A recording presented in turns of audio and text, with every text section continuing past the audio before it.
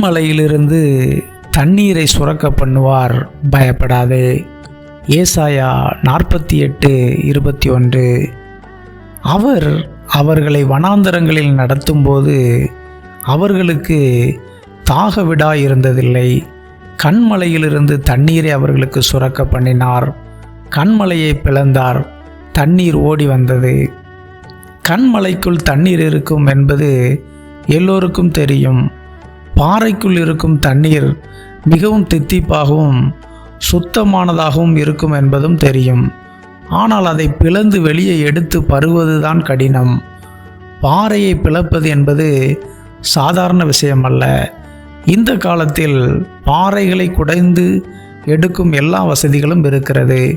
ஆனால் இஸ்ரவேல் ஜனங்கள் எகிப்திலிருந்து விடுதலை பெற்று வனாந்தரத்தில் பயணித்த போது கன்மலையை பிளப்பதற்கு அவர்களிடம் எந்த ஆயுதமும் கிடையாது. சிறு கல்லை கூட அவர்களால் இரண்டாக பிளக்க முடியாது. ஆனால் செங்கடலையே பிளந்த கர்த்தர் அவர்களோடு உண்டு. அவரால் எதையும் இரண்டாக பிளக்க முடியும். அவரால் கூடாத காரியம் என்று எதுவுமே கிடையாது.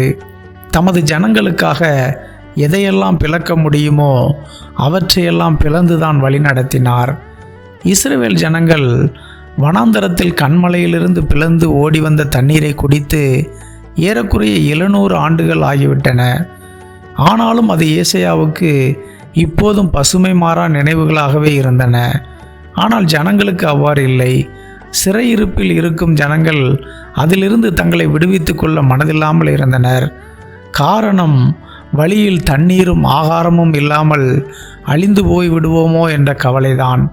எகிப்திலிருந்து விடுதலை பெற்று வனாந்தரத்தில் தேவனால் எப்படி அற்புதமாக நடத்தப்பட்டார்கள் என்பதை மறந்து போனார்கள். அதை ஏசாயா தீர்க்கதரிசி நினைவுபடுத்தும் விதமாகத்தான் இதை சொல்கிறார். பாபிலோனிலிருந்து புறப்படுங்கள், கல்தேயரை விட்டு ஓடி வாருங்கள், கர்த்தர் தம்முடைய தாசனாகிய யாக்கோபை மீட்டு கொண்டார் என்று சொல்லுங்கள். இதை கம்பீர சத்தமாய் கூறி பிரசித்திப்படுத்துங்கள், பூமியின் கடையாந்தரம் மட்டும் வெளிப்படுத்துங்கள் என்கிறார்.